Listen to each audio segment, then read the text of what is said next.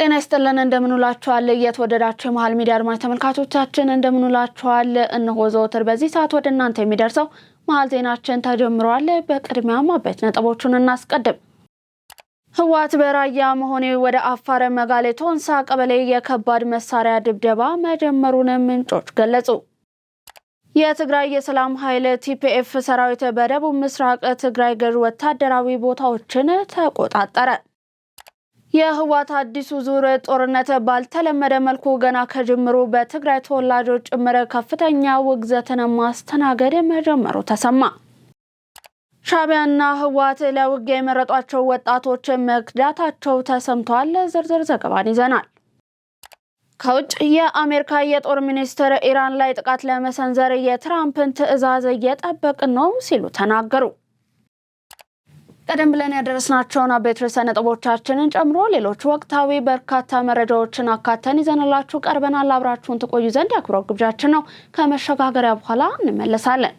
ድርጅታችን ሰመር ሪል ስቴት በተወዳጁና የዲፕሎማቲክ መንደር በሆነው በእንግሊዝ ኤምባሲ በ2 ዓመት ውስጥ የሚጠናቀቀው ሳይት ላይ የገና በዓል ምክንያት በማድረግ ለ20 ደንበኞች ብቻ በቅናሽ ዋጋ በካሬ በ74,000 ብር ብቻ የቤት ባለቤት አድርጓቸዋል። አሁን ደግሞ የደንበኞችን ጥያቄ መሰረት በማድረግ በመጪው የጥምቀት በዓል ቀድመው ለሚመጡ 10 ደንበኞች ብቻ ተጨማሪ እስከ 35% የሚደርስ ቅናሽ አዘጋጅቶ እየጠበቁት ነው። የግንባታ ዲዛይኑም ከዚህ በፊት የአድዋ 00 የሳይንስ ሙዚየምንና የህንድ ኤምባሲን በሰሩ ጉምቱ ባለሙያዎች እየተሰራ መሆኑ ቤቶቹን እጅግ ተፈላጊ አድርጓቸዋል። እነዚህም ቤቶች በ10% ቅድመ ክፍያ ከ50% የባንክ ብድር ጋር ለማስተናገድ ዝግጅታችንን ጨርሰናል። ታዲያ ምን ይጠብቃሉ?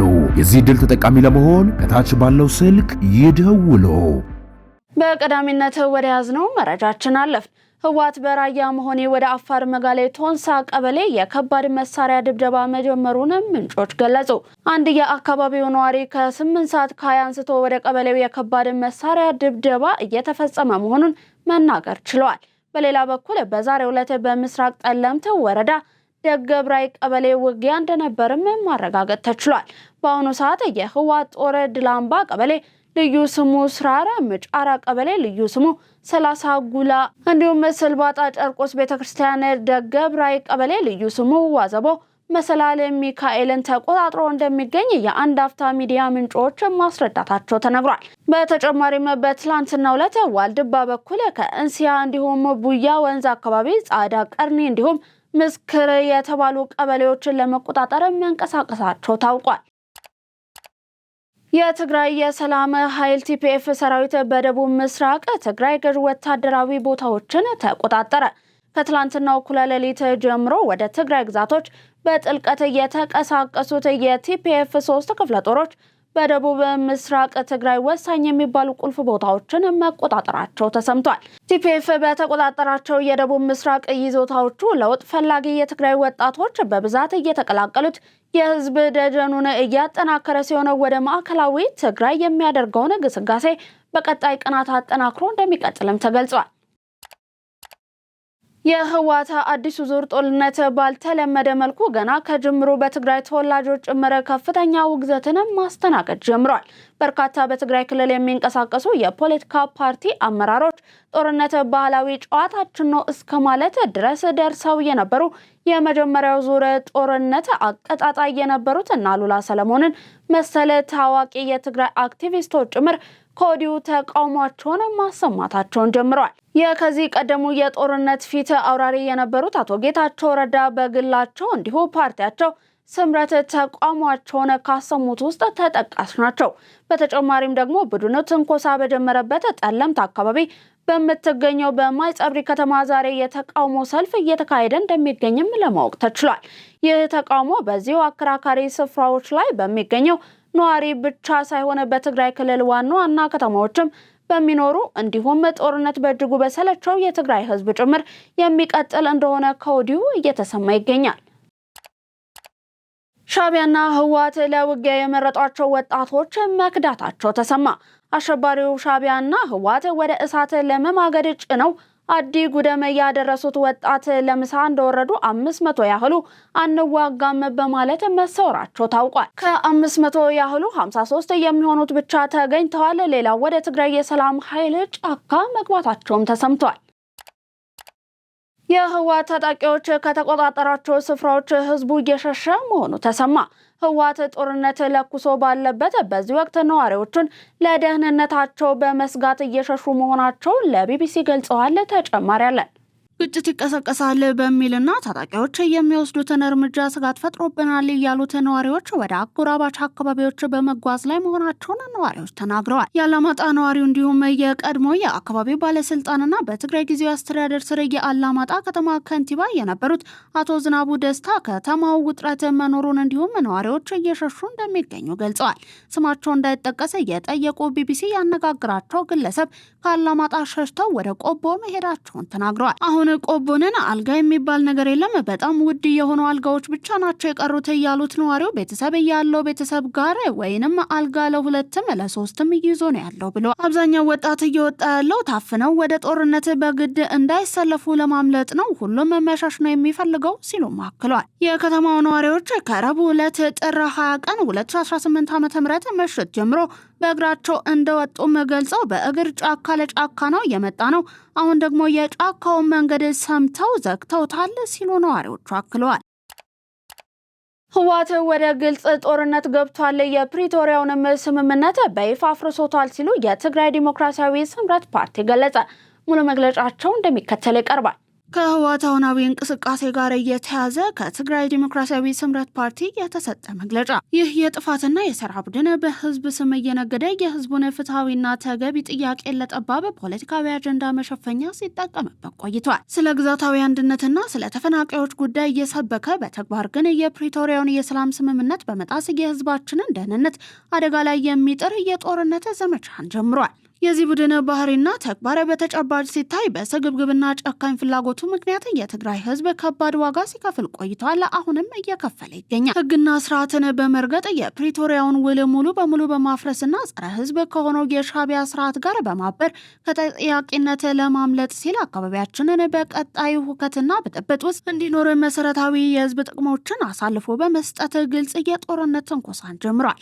ይህ ጸረ ህዝብ የሆነ የጥፋት ቡድን በሚከተለው የተሳሳተ የፖለቲካ ጉዞና ስሌት እስካሁን የፈጸማቸው ወንጀሎች ሳይበቃው የቀረበለትን ተደጋጋሚ የሰላም ጥሪና የህዝባችንን ምህላ ወደ ጎን በመተው ጦርነት ለመጫረስ ያደርገው የነበረውን የተቀነባበረ ዘመቻ አሁን ወደ ግልጽ ጦርነት ተሸጋግሯል። የትግራይ ህዝብ ያለፈው ይበቃል፣ ከእንግዲህ የሚደረግ ጦርነት የኛ አይደለም፣ አይመለከተንም በማለት ምርጫው ሰላም መሆኑን በተደጋጋሚ ያረጋግጧል። ቡድኑ ባካሄዳቸው መድረኮች እንኳን ሳይቀር ህዝባችን ምርጫው ሰላም ብቻ መሆኑን ደጋግሞ ገልጿል። ይሁን እንጂ ይህ የጥፋት ቡድን ከውስጥና ከውጭ የቀረበለትን የሰላም ጥሪ በትዕቢትና በድንቁርና ውድቅ በማድረግ ባለፈው በወደቀው አመራሩ ሳይጸጸት ዳግም የጦርነት እሳትን አንድዷል። ይህ ቡድን በእውር ድንብሩ የጀመረው ጦርነት የትግራይ ህዝብ ተመልሶ እንዲጠፋና እርሱ ከተጠያቂነት እንዲያመልጥ የሚረዱትን የጥፋት መንገዶች ሁሉ እንደ ስልት በመከተል ወደ ጥፋት አዘቅት እያመራ ይገኛል። በጓደኞቻችን ቀይ ደም የተፈረመው የፕሪቶሪያውን የሰላም ስምምነት ገና ከጠዋቱ ያልተዋጠለት ይህ ቡድን ከህግደፍ ጋር በመላላክ ውሉን ለማፍረስ ብዙ ከሄደ በኋላ አሁን ላይ በይፋ አፍርሶታል። የትግራይን መሬት የጦርነት አውድማ ማድረግ የሚፈልጉትን ሻዕቢያና ሌሎች የውጭ ኃይሎች የገንዘብና የጦር መሳሪያ ድጋፍ እንዲያቀርቡ፣ የጥፋት ቡድኑ ደግሞ የሰው ኃይል እንዲያቀርብ እንዲሁም በተፈጥሮ ሀብት በማዕድንና በሌሎች የመንግስት ንብረቶች ላይ ዝርፊያ በመፈጸም ለጦርነት ዝግጅት እንዲውል ስምምነት ላይ ደርሷል። ቡድን ከሻዕቢያ የተሰጠውን ተልዕኮ በመቀበል ለትግራይ ግዛታዊ አንድነት ምንም ትርጉም የሌለውን እስከ አፋርና ጎንደር ክልል የሚደርስ መጠነ ሰፊ ጥቃት ለመሰንዘር ዝግጅቱን አጠናቆ ህዝብ እንኳን በይፋ ሳይናገር የኃይል እንቅስቃሴና የተኩስ ልውውጥ እያደረገ ይገኛል። ለዚህም እንዲረዳው ቀደም ብሎ ቀብሯቸውና ደብቋቸው የነበሩ የከባድ መሳሪያዎችን በማውጣት ወደ አፋርና አማራ ክልሎች እየተጠጋ ሲሆን ከድንቁርና ስሌቱ በመነሳት ለዚህ ዘመን የማይመጥኑ የሚሊሻ አጋፋሪዎቹን አሰልፎ ሲፎክር ይውላል። ጠባብ ቡድናዊ ፍላጎቱና ለጦርነት ጥማቱ ማርኪያ ሲል በትግራይ ሰራዊት ቁስለኛ ስም በማላከክ ገንዘብ ሲያሰባስብና ሁለንተናዊ ዝግጅት ሲያደርግ የቆየው ይህ ወንጀለኛ ቡድን በዚህ ሳምንት ትናንት በጸለምታ አካባቢ በጀመረው የጦርነት ትንኮሳ የደሃ ልጆችን ለጥይት ራት በማድረግ ታሪክ ቅር የማይለው ስህተትን ሲፈጽም ቆይቷል። ይህ የትንኮሳ ተግባር በአሁኑ ሰዓት በግዛቲቱ አንድነት ሽፋን በሁሉም አቅጣጫ ጦርነት ለመቀስቀስ የውጭ ኃይሎችን የጦርነት እቅድ ለማሳካትና የኢትዮጵያን መንግስት በኃይል ለመገልበጥ እየታለመ መሆኑ ተረጋግጧል። ጀግናው የትግራይ ሰራዊትም ይህንን የሚሊሻ ውሳኔ አስቀድሞ በመረዳት እየፈረሰ መሆኑን የሚደግፍ እውነት ነው። በሁሉም ክፍሎች የሚገኝ ተዋጊ ሊከተለው የሚገባው የህወሓት መዳን ውሳኔ ይህ ነው። ስለሆነም በዚህ አደገኛ ጦርነት ቀጥተኛ ተጎጂ የሚሆነው በአጠቃላይ ህዝባችን በተለይም ደግሞ የትግራይ ሰራዊት መሆኑን በመረዳት በህግደፍ በሚመራው በዚህ የባርነት ጦርነት ተፈናቃዮችን የማይመልስና ግዛታዊ አንድነትን የማያረጋግጥ ይልቁንም በነበረው የሀዘን ቤት ላይ ሌላ ሀዘን የሚጨምር በመሆኑ የትግራይ ወጣት ራስን በማንኛውም መንገድ እንድታደን የስምረት ድርጅት ጥሪን ያቀርባል። በትግራይ ወጣት ሞት ጦርነት ጀምሬ ወደ ድርድር እገባለሁ የሚል ከንቱ ውሳኔ የወሰነው የጥፋት ቡድኑ የመጨረሻው ውድቀቱን ለማፋጠን ወሳኝ ምዕራፍ ላይ ደርሶ የጦርነት ትንኮሳ ስለጀመረ ለወንጀለኞች ተብሎ የሚሞቱ ወጣት እንዳይኖር መላው የለውጥ ፈላጊዎች እንድትተባበሩ ድርጅታዊ ጥሪያችንን እናቀርባለን። የተከበርክ መላው የትግራይ ህዝብ በተለይም ተፈናቃዮች፣ አሁንም ግልጽ እንዲሆን የምንፈልገው በህገ መንግስቱ መሰረት የትግራይ ግዛት ወሰን ሊከበርና ተፈናቃዮችን ደህንነቱ በተጠበቀ መንገድ ሊመለሱ ይገባል። ይህ የስምረት ድርጅት መርህና መብት ለድርድር የሚቀርብ አጀንዳ አይደለም። ነገር ግን ይህ በሰላማዊና በህጋዊ መንገድ በፕሪቶሪያው ስምምነት መሰረት የሚፈጸም እንጂ በጦርነትና በዛቻ የሚመለስ አይደለም። ዓለም አቀፉ ማህበረሰብም የፕሪቶሪያውን ስምምነት ለማስፈጸም ሁለንተናዊ ጫና እንዲያደርግ እየጠየቅን ይህንን የሰላም ምክር የማይሰማውንና የሰላም እንቅፋት የሆነውን የጦርነት ነጋዴ ቡድን ከትግራይ ህዝብ ትከሻ ላይ እንዲወርድ እንዲተባበሩ ጥሪያችንን እናቀርባለን። ይህ ጨካኝ ቡድን አሁንም የትግራይን ወጣት ወደ ጦርነት እየማገደ ይገኛል። ይህን አደገኛ የጦርነት እቅድ ለማምከን ብቻ ሳይሆን ትግራይና ህዝቧ ዘላቂ ሰላም እንዲያገኙ ከትግራይ ህዝብና ከለውጥ ፈላጊዎች ጎን እንድትቆሙና የምትችሉትን ድጋፍ ሁሉ እንድታደርጉ የስምረት ድርጅት ይጠይቃል። በወጣቶች ህይወት መቆም ይብቃ፣ ለሰማዕታቶቻችንም ዘላቂ መታሰቢያ ይሁን። የትግራይ ዲሞክራሲያዊ ስምረት ፓርቲ። የመቀሌ ከተማ አስተዳደር በበሬ ወለደ ወሬ በመሰረታዊ ሸቀጦች ላይ የዋጋ ጭማሪ በሚያደርጉና ህዝቡን በሚያሳስቱ ሰዎች ላይ እርምጃ እንደሚወስድ አስጠነቀቀ። ጠላቶቻችንና አጋሮቻቸው በሴራቸው ህዝባችንን ለማዳከም የጥፋት ቀስትን ቀጣይነት አድርገው ሲጠቀሙበት ቆይቷል ብለዋል። ይህም በዋነኛነት ሊፈታ የሚችለው ፍትህና ሰብአዊ መብቶችን የሚያረጋግጥ ስርዓት ሲኖርና ለህዝባችን ንብረትና ሀብት ውድመት ተጠያቂነትና ተገቢ ፍትህ ሲገኝ እንዲሁም ፍትሃዊ ስርዓት ሲፈጠር ነው ማለቱን በትግርኛ ከሰጠው መግለጫ ለማወቅ ተችሏል። በሌላ በኩል ደግሞ እንደ ህዝብ እያጋጠሙን ያሉትን ችግሮች በስርዓትና በህግ እንዲሁም በፓርቲ ጥንቃቄ ማሸነፍ አስፈላጊ ነው። ስለዚህ የመቀሌ ከተማ ነዋሪዎች ምክንያታዊ ያልሆነ የዋጋ ጭማሪን እንዲከላከሉና ስርዓትን ለማስጠበቅ በሚደረገው እንቅስቃሴ ውስጥ የበኩላቸውን እንዲወጡም ማስጠንቀቂያን ሰጥቷል። ይህንን አጋጣሚን በመጠቀም በህዝባቸው ላይ የዋጋ ጭማሪ የሚያደርጉ ጥቂት ስግብግብ ነጋዴዎችና ደላሎች ለህዝባቸውና ለትግራይ ጥቅም ሲሉ ራሳቸውን እንዲያስገዙም አጥብቀን እናሳስባለን ብሏል። የከተማ አስተዳደሩ ይህንን በማይከተል ማንኛውም ሰው ላይ አስተዳደራዊና ህጋዊ እርምጃን እንደሚወስድም አስታውቋል። በጋምቤላ ክልል ተከስቶ በነበረው የጸጥታ ችግር እጃቸው አለበት የተባሉ የመንግስት አመራሮች በቁጥጥር ስር እየዋሉ ነው ተባለ።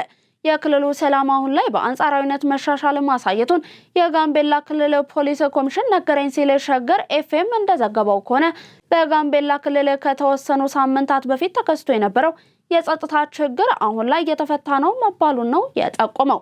የክልሉ መንግስት በጊዜው ባወጣው መግለጫ መሰረትም የመጣውን ሰላምና ልማት ወደ ኋላ ለመመለስ እየሰሩ ያሉ እኩይ ኃይሎች ያላቸው ወገኖች በየቦታቸው ሰዎችን በመግደል ተሽከርካሪዎች ላይ ጥቃት በማድረስና ህይወትን እንዲጠፋ በማድረግ ጉዳት አድርሰዋል ማለቱ ይታወሳል። የጸጥታ አካላትንና አመራርን ኢላማ በማድረግ ክልሉን ወደ ለየለት የህዝቦች እልቂት ለማስገባት የተለያዩ ሙከራዎች ሲደረጉ ተስተውለዋል ሲልም በመግለጫው ጠቅሶ ነበር። አሁን ላይ ስላለው አጠቃላይ የክልሉ የሰላም ሁኔታ ሸገር ኤፍኤም በስልክ የጠየቃቸው የጋምቤላ ክልል ፖሊስ ኮሚሽን ምክትል ኮሚሽነር ሰሞኑን በጋምቤላ ከተማ ከተፈጸመው ጥቃት ውጪ አጠቃላይ ሁኔታዎች ነገሮች እየተሻሻሉ መሆኑን መግለጽ ችለዋል። የሀገር መከላከያና የፌዴራል ፖሊስ አባላት ጸጥታውን እየተቆጣጠሩት እንደሚገኝም ነው የተናገሩት። ትምህርት ቤቶችና የጤና ተቋማትም ተከፍተው አገልግሎት እየሰጡ እንደሚገኙ የነገሩን ምክትል ኮሚሽነሩ በስጋት ምክንያት ስራ ያልጀመሩ ትምህርት ቤቶች ግን አሉ ሲሉ አውስተዋል። ህጋዊ ፈቃድ ሳይኖራቸው በተሽከርካሪ መስታወት ላይ ጥቁር ስቲከር የሚለጥፉ ጥቁር መስታወት ያስገጠሙት ላይ እርምጃ ወስዳለው ሲል ፖሊስ ገለጸ። ህጋዊ ፈቃድ ሳይኖራቸው በተሽከርካሪ መስታወቶች ላይ ጥቁር ስቲከር የሚለጥፉ የአደጋ ጊዜ መብራቶችን የገጠሙ ጥቁር መስታወት ያስገጠሙ እንዲሁም ለአደጋ ጊዜ ተሽከርካሪዎች የተፈቀዱ ጥሩምባዎችና መብራቶችን በገጠሙ አሽከርካሪዎች ላይ ጠንካራ እርምጃ እንደሚወስድ የአዲስ አበባ ፖሊስ ጠቅላይ መምሪያ አሳስቧል። ጠቅላይ መምሪያው ባለፈው 6 ወር ባደረገው ቁጥጥር 33059 አሽከርካሪዎች ምንም አይነት ፈቃድ ሳይኖራቸው በተሽከርካሪዎቻቸው ላይ ጥቁር ስቲከር ባደረጉ እንዲሁም በተደመሰሰ እንዲሁም በተፋፋቀ ሰሌዳ ሲያሽከረክሩ በተገኙ 15000 አሽከርካሪዎች ላይ እርምጃ መውሰዱን ገልጿል። በቁጥጥሩ ወቅት ጥቁር ስቲከር ከማድረግ ባለፈ ጥቁር መስታወት ባደረጉ እንዲሁም የአደጋ ጊዜ ተሽከርካሪዎችን የሚጠቀሙበትን የአደጋ ጊዜ ጥሩምባ ባስገጠሙ ህገወጦች ላይ እርምጃ እንደተወሰደባቸው ጠቅላይ መምሪያው ማስታወቅ ችሏል።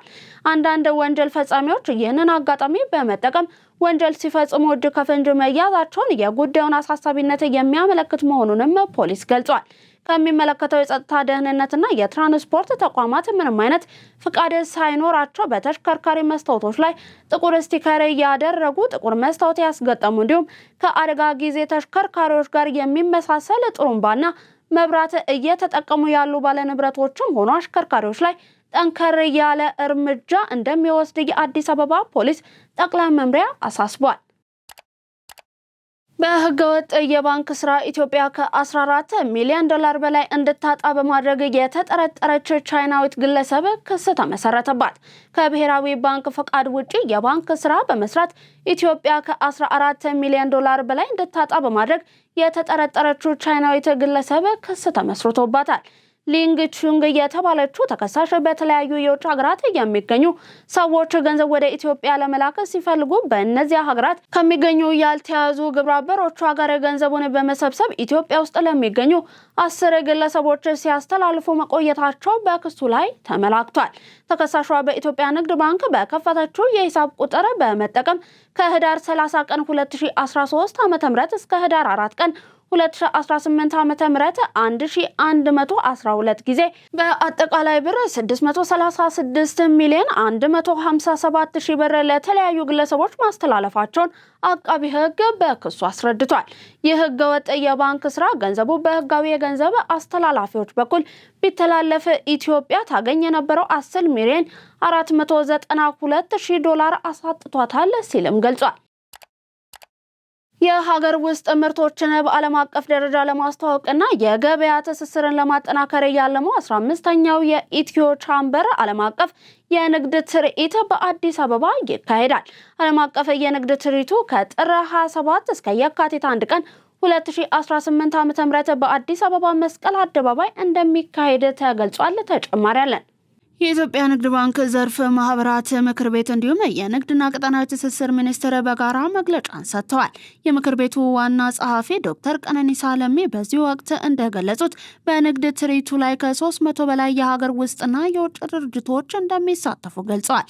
ከነዚህ መካከል ከ20 የሚልቁት ከተለያዩ ሀገራት የሚመጡ ዓለም አቀፍ ኩባንያዎች መሆናቸውን ጠቁመዋል። ዝግጅቱ ምርትን ከማስተዋወቅ ባለፈ በተቋማት መካከል የልምድ ልውውጥና የቴክኖሎጂ ሽግግር ሳለጥ ምቹ አጋጣሚ እንደሚፈጥር አስገንዝበዋል። በሚኒስትሩ የሀገር ውስጥ ንግድ መሪ ስራ አስፈጻሚ ሊቁ በነበሩት በመግለጫቸው ኤግዚቢሽኑ የኢትዮጵያ ምርቶችን በዓለም አቀፍ ገበያ ተወዳዳሪ እንዲሆኑ ያበረታታል ብለዋል። ኢትዮጵያ የዓለም የንግድ ድርጅት አባል ለመሆን እየጣረች ባለችበት በዚህ ወቅት እንደዚህ ያሉ መድረኮች ለሀገሪቱ ምርቶች መተዋወቅና ለገጽታ ግንባታ ትልቅ አስተዋጽኦ እንዳላቸው አስረድተዋል። በተጨማሪም የንግድ ትርኢቱ የሀገሪቱን የንግድ እንቅስቃሴ በማነቃቃትና አዳዲስ የውጭ ኢንቨስትመንቶችን በመሳብ ረገድ ከፍተኛ ሚና እንደሚጫወትም አመልክተዋል። በ39ኛው የአፍሪካ ህብረት የመሪዎች ጉባኤ ለሚታደሙ እንግዶች የላቅ አገልግሎት ለማቅረብ ዝግጅት መደረጉን የአዲስ አበባ ቱሪዝም ኮሚሽን ኮሚሽነር ሁንዴ ከበደ አስታወቁ። ዝርዝሩን ይዘናል፣ ተመልክተን እንመለስ። ኮሚሽነሩ ከኢትዮጵያ ዜና አገልግሎት ጋር ባደረጉት ቆይታ አዲስ አበባ በአመት ውስጥ እስከ 150 የሚደርሱ ቀጠናዊ አህጉራዊና ዓለም አቀፋዊ ሁነቶችን በስኬት የማስተናገድ ልምድና አቅም እንዳላት አንስተዋል። በዚህም መሰረት 39ኛው የአፍሪካ ህብረት የመሪዎች ጉባኤን ለመታደም የሚመጡ እንግዶችም ምቹና ቀልጣፋ የመስተንግዶ አገልግሎት እንዲያገኙ ዝግጅት መጠናቀቁን አረጋግጠዋል።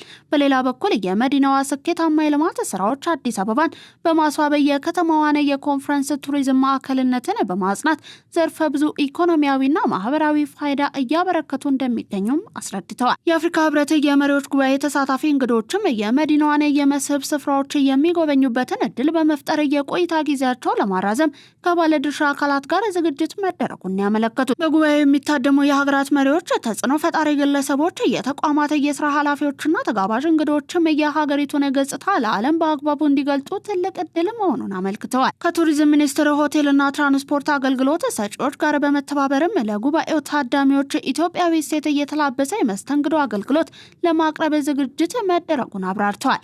የሆቴሎችን የአገልግሎት መሰረተ ልማት በማሟላት እንግዶችን የተሻለ የቆይታ ጊዜ እንዲኖራቸው ለማስቻል ሙያዊ ምክረ ሀሳቦችን የሚሰጥ የሱፐርቪዥን ቡድን ተቋቁሞ እየተሰራ መሆኑንም ጠቁመዋል።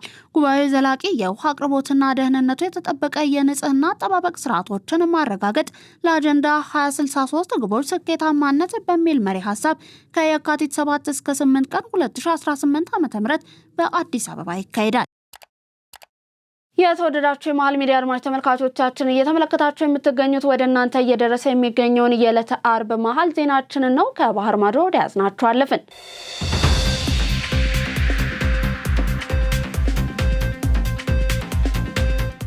የአውሮፓ ህብረት ውጭ ጉዳይ ሚኒስትሮች የኢራኑ አብዮታዊ ዘብን አሸባሪ ሲሉ መፈረጃቸው ተገለጸ። የአውሮፓ ህብረት ውጭ ጉዳይ የፖሊሲ ኃላፊዋ ህብረቱ በቡድኑ የወሰደውን እርምጃ ተገቢነት ያለው ሲሉ ተናግረዋል። ካጃ ካላስ የራሱን ህዝብ የሚገድል ቡድን ከአሸባሪነት የማይተናነስ ነው ሲሉም ተችተዋል። ከአልቃይዳ፣ ሐማስ እንዲሁም ከሌሎች እስላማዊ ቡድኖች ጋር በአሸባሪነት የተፈረጀው አብዮታዊ ዘቡ አሜሪካ በ2019 አሸባሪ ብላ መፈረጇ ይታወሳል። አሜሪካ በተደጋጋሚ የአውሮፓ ህብረት እስላማዊ አብዮታዊ ዘቡን በአሸባሪነት እንዲፈርጀው ስትወተውት ቆይታለችም ተብሏል። በፈረንጆቹ በ1979 የተመሰረተው የኢራን አብዮታዊ ዘብ በኢራን ከፍተኛ ተጽዕኖ ፈጣሪ የሆኑት የደህንነት አካላት መካከል ዋነኛው ነው።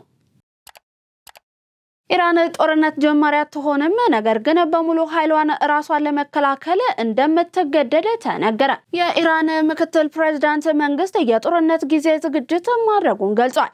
በኢራንና በአሜሪካ መካከል የጦርነት ስጋት ባየለባቸው ወቅት ብሔራዊ ዝግጁነት መደረጉን ምክትል ፕሬዝዳንት መሐመድ ሬዛ አሬዝ ተናግረዋል። አሪፍ በሰጡት ጋዜጣዊ መግለጫ ላይም ኢራን ጦርነት ጀማሪ አትሆንም፣ ነገር ግን በሙሉ ኃይሏ ራሷን ለመከላከል ትገደዳለች ብለዋል።